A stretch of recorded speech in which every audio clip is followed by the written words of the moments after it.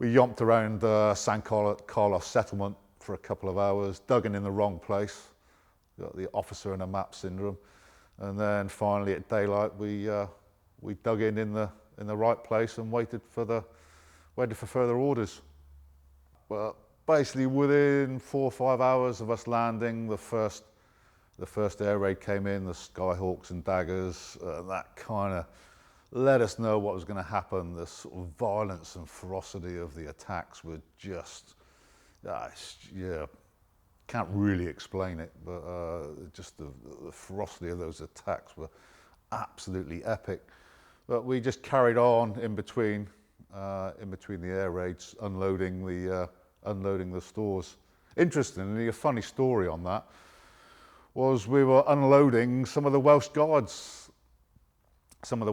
equipment, and in between air raids, everyone's really edgy. We're unloading these boxes. I looked at them. It was Sergeant Pincher Martin who was in charge of the working party, and we said, "Pincher, look at this."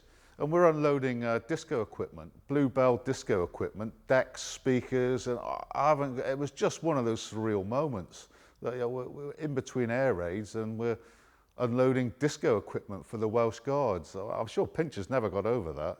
If you mention it now, his blood pressure will go right up. One day, the attacks generally came in, they would come down the valley and out through Fanning Head. One day the attacks came from a different direction. I think it was east. I just remember looking up. We all looked up, and in our troop, on our reunions, it's "oh look, parachutes" is the key word, because the jets came in and we sort of looked up and "oh look, parachutes coming down with 500-pound retarded bombs on." It was a funny incident during that, whereby the bombs were going off and we all got issued morphine vials. So being Rugsy, we thought we'd put them on our dog tags. So, okay, right, everyone knows where the morphine vial is, you get hit. You know, if you've got a leg to put it in, there's another story about that, about Trev Lee. If you've got a leg to put it in, you just take off your morphine vial, bang, done. So the bombs were coming down and one was heading towards Eric Sykes, and he's legging it. He legged it over to his trench, jumped in his trench, bang, all this mud and shit went everywhere, and we're like, oh God, shit, is Eric all right? And yeah, Eric was all right. Eric stood up and he's got his morphine vial in his neck. So as he jumped in his trench, he'd injected himself, mainlined himself with morphine, which we all found hilarious, because he spent the rest of the afternoon thinking he was like Ming the Merciless on Planet Mong. There was this huge,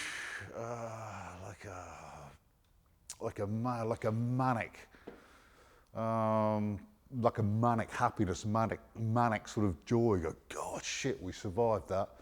And then news came through that 2 guys didn't. We had to dig out Sapper Gandhi and Marine Mac McAndrews. So we had to dig them out.